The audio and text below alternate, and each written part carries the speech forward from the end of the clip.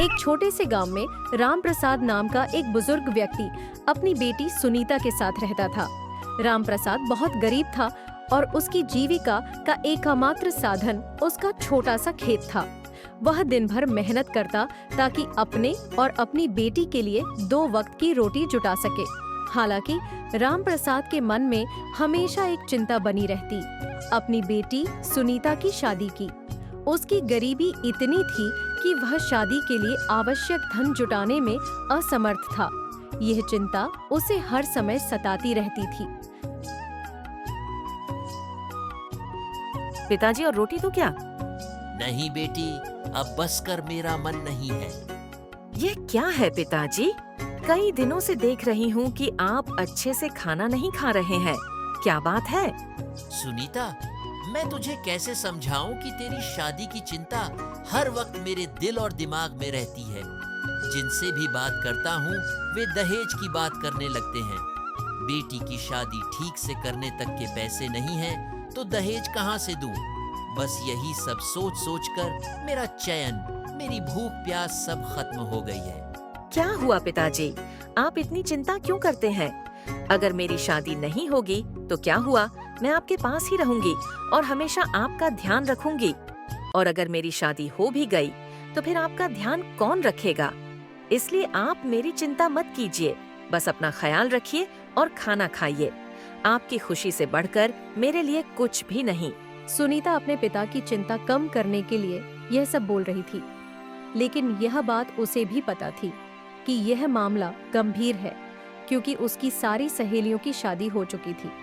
उनमें सिर्फ एक सुनीता ही बची थी जो अब तक कुंवारी थी। रामलाल खाना खाकर अपने खेतों में काम करने चला जाता है। खेतों में पहुंचकर रामलाल पूरी मेहनत से काम करता है। रामलाल अपने खेतों में काम कर ही रहा था, तभी उसके गांव का एक आदमी उसके पास आता है।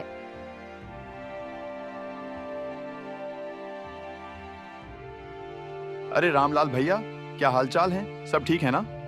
सब ठीक है श्यामलाल, तुम अपना बताओ, बड़े दिनों बाद इधर आना हुआ। हाँ भैया, आपको मिठाई देने आया हूँ। ये लीजिए और सुमन बिटिया को भी दीजिएगा। अरे वाह, लेकिन यह मिठाई किस खुशी में खिला रहे हो? अरे, मैंने अपनी बेटी की शादी तय कर दी है, लेकिन मेरे पास गरीब होने के कारण इतना पैसा कहाँ। फिर क्या किया तुमने? रामलाल बहुत ही ध्यान से श्याम की बातें सुन रहा था। अरे, होना क्या है, लड़का बहुत ही अच्छे घर का था, शहर में अच्छी खासी नौकरी कर रहा था। इसलिए हमारे गांव के धर्मराज सेठ से कुछ पैसे उधार ले लिए।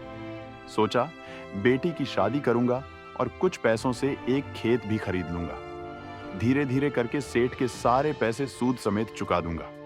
बस उसी की शादी तय होने की खुशी में आपको मिठाई देने आया हूं। अरे वाह श्याम, यह तो तुमने बहुत अच्छा सोचा। यह विचार मुझे पहले क्यों नहीं आया? रामलाल भाई, आप क्या कहना चाहते हैं? भाई, मतलब यह कि मैं भी कब से अपनी सुनीता की शादी के बारे में सोच रहा था, लेकिन पैसे न होने के कारण अभी तक कहीं भी बात पक्की नहीं हो पाई थी। तब तो समझ लीजिए कि आपकी समस्या दूर हो जाएगी। आप भी सेठ से कुछ पैसे ले लीजिए और धीरे धीरे करके चुका दीजिए। सुनीता बिटिया की शादी करने में अब और देरी मत कीजिए, उसकी सभी सखियों की शादी हो चुकी है। इतना कहकर श्यामलाल वहां से चला जाता है। उधर रामलाल को यह विचार बहुत अच्छा लगा। उसने सोच लिया कि वह आज ही सेठ धर्मराज के घर जाएगा और पैसे की बात करेगा। दिन भर रामलाल अपने खेतों में काम करता है और शाम होते ही वह धर्मराज के घर पहुंच जाता है। रामलाल को देखकर धर्मराज उससे कहता है, आओ आओ रामलाल, यहाँ कैसे आना हुआ? सेठ जी, मुझे अपनी बेटी की शादी के लिए कुछ पैसे चाहिए थे। मैं दिन रात अपने खेत में कड़ी मेहनत करके आपको पूरे पैसे चुका दूंगा। हाँ हाँ रामलाल, क्यों नहीं, बताओ तुम्हें कितने पैसे चाहिए? मुझे सेठ जी ज्यादा नहीं, बस 500 चाहिए थे। अच्छा ठीक है, लेकिन 500 पर हर माह 100 रुपए शुद्ध लगेंगे। इसका मतलब 1 साल का 1200, मतलब 1 साल बाद तुम्हें पूरे 1700 मुझे लौटाने होंगे। ये सब सुनकर रामलाल दबे हुए स्वर में कहता है, 1200 का शुद्ध तो बहुत ज्यादा है सेठ जी।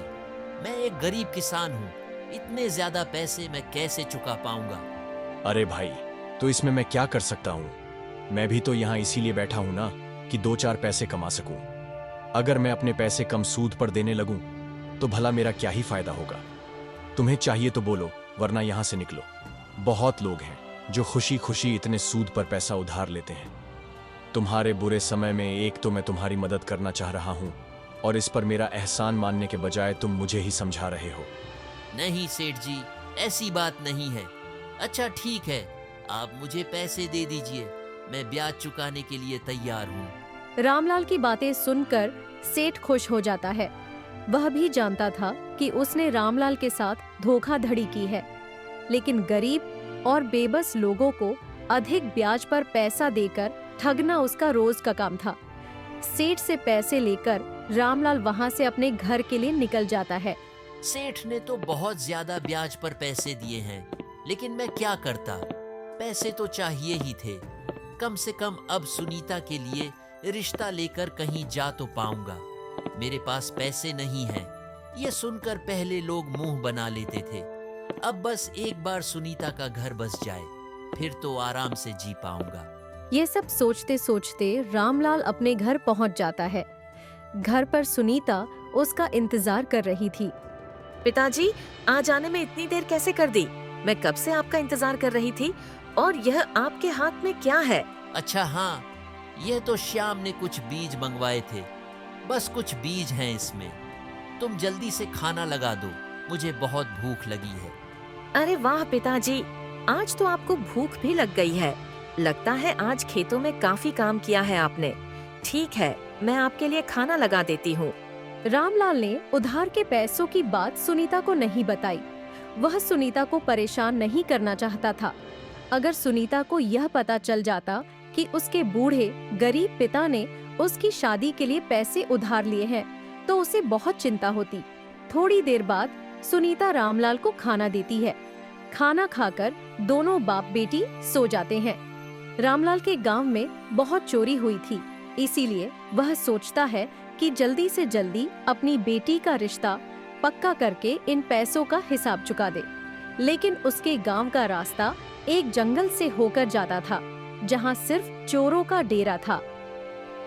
जल्दी जल्दी चलता हूँ, आज मैं अपनी सुनीता के लिए लड़का देखने जा रहा हूँ। मुझसे तो सब्र ही नहीं हो रहा है, आज तो रिश्ता पक्का करके ही आऊंगा। रामलाल गहरी सोच में चला जा रहा था, इसलिए उसे पता नहीं चला कि वह उसी जंगल के रास्ते पर जा रहा है। चलते चलते रामलाल जंगल के अंदर आ जाता है। तभी वह देखता है कि रास्ते में एक आदमी बेहोश पड़ा है। क्या भाई, क्या हुआ तुम्हें? तुम ऐसे क्यों पड़े हो? अरे भाई, तुम्हें क्या हुआ है? पानी पानी, मुझे पानी पिला दो। रामलाल जल्दी से जाता है और बगल के तालाब से थोड़ा पानी लेकर आता है। वह आदमी को पानी पिलाता है। आपका बहुत बहुत धन्यवाद। अगर आज आप यहाँ नहीं आते तो न जाने क्या हो जाता। मैं यहाँ जंगल में लकड़ियां काटने आया था, लेकिन मुझे अचानक चक्कर आ गया और मैं यहीं गिर गया। इतना कहकर वह आदमी अपनी लकड़ी लेकर वहां से चल देता है और रामलाल भी अपने रास्ते पर चल देता है। लेकिन रामलाल की किस्मत में तो कुछ और ही लिखा था। जैसे ही वह थोड़ी देर तक चलता है, तभी उसके सामने दो चोर आकर खड़े हो जाते हैं। उन्हें देखकर रामलाल बहुत घबरा जाता है। अरे वाह मंगू, आज तो कुआं खुद चलकर प्यासे के पास आ गया है। आज का दिन हम दोनों के लिए बहुत अच्छा है। सही कहा चंगू, बड़े दिनों बाद कोई शिकार मिला है, वरना जंगल से तो कोई आता जाता ही नहीं। आज तो इसे लूटकर हम मजे करेंगे। कुछ नहीं तो इसके पास से इतना पैसा तो मिल ही जाएगा कि हमारा हफ्ते भर का गुजारा हो जाए। यह सब सुनकर रामलाल बहुत घबराया हुआ था। तभी एक चोर उसकी ओर बढ़ा और उसकी पोटली छीन ली। अरे नहीं मंगू, यह हफ्ते भर का नहीं लगता। इससे तो हमारा साल भर का गुजारा हो जाएगा। इस थैले में तो लाखों रुपए लगते हैं। बेटा, मैं बहुत गरीब हूँ। यहाँ से मैंने अपनी बेटी की शादी के लिए सेठ से उधार लिया। मुझ पर रहम करो, ये पैसे मुझे वापस कर दो, वरना मैं बर्बाद हो जाऊंगा। अरे चाचा, चोरी भी तो हमारा धंधा है। अगर ये पैसे मैंने तुम्हें दे दिए तो ये तो हमारे धंधे के साथ बेईमानी होगी। रामलाल गिड़गिड़ाता रहा, मगर चोरों को उस पर जरा भी दया नहीं आई और वे उसकी पोटली लेकर वहां से चले गए। रामलाल कुछ नहीं कर पाया और चोर उसके पैसे लेकर चले गए। वह एक पेड़ के नीचे बैठ गया और अपनी किस्मत को कोसने लगा। रामलाल की हिम्मत टूट चुकी थी। ये क्या हो गया मेरे साथ? हे ऊपर वाले, अब मैं क्या करूं? मैं तो बर्बाद हो गया। मैंने उन पैसों को बहुत भारी सूद पर लिया था। अब तो हाथ में पैसे भी नहीं रहे, मगर उसका सूद तो चुकाना ही पड़ेगा, और वह भी मूलधन के साथ। अब मैं क्या करूं? कहां जाऊं? किसे बताऊं ये सब? कौन मेरी मदद करेगा? मैं तो बर्बाद हो गया। अब मेरी बेटी की शादी कभी नहीं होगी। शाम हो चुकी थी। रामलाल धीरे धीरे उठा और अपने घर जाने लगा। घर पर सुनीता उसका इंतजार कर रही थी। पिताजी, आपका चेहरा इतना उतरा हुआ क्यों है? क्या बात है? वह इन सभी बातों से अनजान थी कि एक ही दिन में उसके पिता के साथ क्या से क्या हो गया। जैसे ही सुनीता ने यह कहा, रामलाल अपने अंदर के दुख को संभाल नहीं पाया और वह वहीं फूट फूट कर रो पड़ा। ये देखकर सुनीता बहुत घबरा गई। पिताजी, आप इतना क्यों रो रहे हैं? कुछ तो बताइए, मुझे आपकी बहुत चिंता हो रही है। रामलाल यथार्थ रोते हुए सब कुछ सुनीता को बता देता है।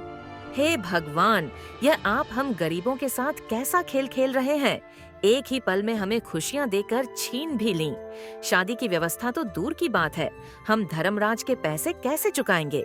कुछ देर के लिए कमरे में सन्नाटा छा जाता है। दोनों में से कोई कुछ नहीं बोलता। तभी सुनीता बोलती है, पिताजी, मैंने सुना है कि सेठ धर्मराज गरीबों की मदद करता है और मंदिरों में भी दान देता है। आप एक बार उससे बात करके क्यों नहीं देखते? हो सकता है वह हमारे पैसे माफ कर दे। जो इंसान हम गरीबों से भी इतना ज्यादा सूद पर पैसा उधार देता हो, उसे भला हम पर क्या तरस आएगा बेटा? मैं आपका मतलब समझ ही नहीं पिताजी। बेटा, वह सेठ लोगों को दिखाने के लिए पैसा दान करता है, बाद में वह पैसा वापस भी ले लेता है। पता नहीं क्यों पिताजी, पर फिर भी मुझे लगता है कि आपको एक बार सेठ के पास जाकर बात करनी चाहिए। रामलाल को पता था कि सेठ के पास जाकर कुछ नहीं होगा, लेकिन सुनीता की जिद और विश्वास के आगे वह कमजोर पड़ जाता है और अगले दिन सेठ के पास पहुंच जाता है। क्या रामलाल, यहाँ कैसे आना हुआ? कल ही तो तुम पैसे लेकर गए थे। सेठ जी, लेकिन मैं आपको क्या बताऊं, कितना बड़ा अनर्थ हो गया है। मेरे साथ क्या हुआ? मुझे साफ साफ बताओ। सेठ जी, मैं आपके पैसे लेकर जंगल के रास्ते जा रहा था, लेकिन रास्ते में मुझे कुछ चोर मिल गए। उन्होंने मुझसे मेरा सारा पैसा लूट लिया। मैं तो एक ही पल में बर्बाद हो गया सेठ जी। अरे अरे, ये तो बहुत बुरा हुआ तुम्हारे साथ रामलाल। अब तुम अपनी बेटी की शादी कैसे करोगे? सेठ की बातें सुनकर हरिलाल को लगा कि सेठ उसकी बात समझ गया है। तभी सेठ बोला, एक काम करो, तुम अपनी बेटी की शादी मुझसे करवा दो। इससे तुम्हारी बेटी की शादी भी हो जाएगी और तुम्हारा कर्ज भी माफ हो जाएगा। ये सुनकर रामलाल समझ जाता है कि सेठ ने कोई दया नहीं दिखाई है। वह तो एक बहुत ही बुरा इंसान है। मालिक, आप यह कैसी बातें कर रहे हैं? गरीब पर तरस खाने के बजाय आप मेरी गरीबी का मजाक उड़ा रहे हैं। तो तू क्या चाहता है कि मैं अपने पैसे तुझ पर लुटाता रहूं और तू झूठ बोलकर मुझसे पैसे ठगता रहे? तूने मुझे क्या अपना नौकर समझ रखा है? चल निकल यहाँ से। अभी मैं अपने आदमियों को भेजकर तुम्हारा खेत अपने हवाले करता हूँ। तेरा क्या भरोसा, अब जब तू मेरा पैसा चुका देगा तभी तेरा खेत तुझे वापस मिलेगा। सेठ जी, वह खेत मेरा कमाई का जरिया है। अगर आप वह भी ले लोगे तो मैं अपनी और अपनी बेटी का गुजारा कैसे करूंगा? दया दीजिए सेठ जी, दया कीजिए मुझ पर। रामलाल के लाख गिड़गिड़ाने पर भी सेठ उसकी बातें नहीं सुनता और अपने आदमियों से कहकर उसे घर के बाहर फेंक देता है। ए ऊपर वाले, तू मेरी कैसी परीक्षा ले रहा है? यह दिन देखने से अच्छा होता कि मैं अपनी जान ही दे देता। रामलाल होश खो बैठता है और नदी में कूदने चला जाता है। नदी के पास खड़े होकर वह छलांग लगाने ही वाला होता है, तभी वहाँ सुनीता आ जाती है। पिताजी रुकिए, रुक जाइए, ये आप क्या कर रहे हैं? पिताजी, आपको मेरी कसम, वहीं रुक जाइए, आप ऐसा नहीं कर सकते। रामलाल सुनीता को देखता है तो अपने आप को रोक नहीं पाता और वहीं फूट फूट कर रोने लगता है। सब खत्म हो गया सुनीता, सब खत्म हो गया। सेठ ने तो हमारा खेत भी हड़प लिया। अब हमारे पास कुछ भी नहीं बचा। अब तेरी शादी कैसे होगी और सब कैसे होगा? हमारा खेत, उसका क्या? बस कीजिए पिताजी, अब और आप नहीं रोएंगे। बहुत हो गया। मेरी शादी को भूल जाइए पिताजी। मुझे शादी नहीं करनी। मैं आपके पास ही रहकर आपकी सेवा करूंगी। मुझे ऐसे किसी भी घर में नहीं जाना जहां लोगों को मुझसे ज्यादा दहेज से प्यार हो। ये सब तू क्या कह रही है सुनीता? अब तो उधार की भी चिंता मत कीजिए, क्योंकि उसके बदले में सेठ ने हमारा खेत हड़प लिया है। आप चिंता मत करें पिताजी। अब हम लोग किसी और के खेतों में जाकर काम करेंगे। दिन रात मेहनत करके अपना गुजारा करेंगे। यह जीवन बहुत अनमोल है और हम इसे बर्बाद नहीं करना चाहेंगे। एक तरफ रास्ता बंद हुआ तो क्या हुआ, हम दोबारा कोशिश करेंगे। अपनी बेटी के मुंह से ऐसी बातें सुनकर रामलाल को थोड़ी हिम्मत मिली और वह धीरे धीरे होश में आने लगा। तूने ठीक कहा बेटी, यह जीवन अभी खत्म नहीं हुआ है तो हम हार कैसे मान सकते हैं? मैं जीऊंगा और सब कुछ ठीक होने तक लड़ूंगा। सुनीता अपने पिता की बात सुनकर खुश हो जाती है और दोनों अपने घर जाते हैं। अगले ही दिन से वे दूसरों के खेतों में मेहनत मजदूरी का काम शुरू कर देते हैं। शुरू में सुनीता को थोड़ी दिक्कत आती है, लेकिन फिर वह काम करना सीख ही जाती है। दोनों बाप बेटी मिलकर अपना गुजारा कर रहे थे। एक दिन उनके खेत के मालिक सुनीता और रामलाल के पास आकर बोलता है, बेटी, मेरा नाम भीमलाल है। मैं देखता हूं कि तुम रोज अपने पिता के साथ काम करने आती हो और उनका बहुत ध्यान रखती हो। मुझे तुम बहुत पसंद आई। आपका धन्यवाद काका। मेरे पिता के सिवा इस दुनिया में मेरा कोई नहीं है, इसलिए इनका ध्यान रखना मेरा कर्तव्य है। वाह वाह, कितनी अच्छी सोच है तुम्हारी। मेरा एक बेटा है। क्या तुम मेरे घर की बहू बनना चाहोगी? मेरी पत्नी का स्वर्गवास हो चुका है, इसलिए परिवार में हम दोनों ही हैं। लेकिन मेरी एक शर्त है, शादी के बाद भी पिताजी हमारे साथ ही रहेंगे। ऐसा नहीं हो सकता कि मैं पिताजी को छोड़ दूं, क्योंकि दुनिया में मेरे सिवा उनका और कोई नहीं है। हाँ हाँ बेटी, बोलो ना। अरे बेटी, इससे भला मुझे क्या दिक्कत हो सकती है? तुम अपने पिता का पूरा ख्याल रखना। मेरा बेटा अर्जुन बहुत अच्छा है, वह हर अच्छे काम में तुम्हारा साथ देगा। सुनीता यह सुनकर बिल्कुल चुप हो जाती है, लेकिन रामलाल यह सब सुनकर बहुत खुश होता है। सुनीता की शादी न हो पाने का दुख रामलाल को बहुत पहले से था, इसीलिए उसे यह बहुत अच्छा लगा। जी जरूर मालिक, मेरी बेटी तो सर्वगुण संपन्न है, तो भाई साहब यह रिश्ता पक्का समझिए। मेरी बेटी को भी यह रिश्ता मंजूर है। आप कल ही अपने बेटे के साथ हमारे घर आ जाना, हम वहां सब तय कर लेंगे। यह सब सुनकर सुनीता खुश हो जाती है। फिर क्या था, सुनीता की शादी अर्जुन से हो जाती है और दोनों खुशी खुशी नया जीवन शुरू करते हैं। सुनीता शादी के बाद भी अपने पिता का पूरा ध्यान रखती है।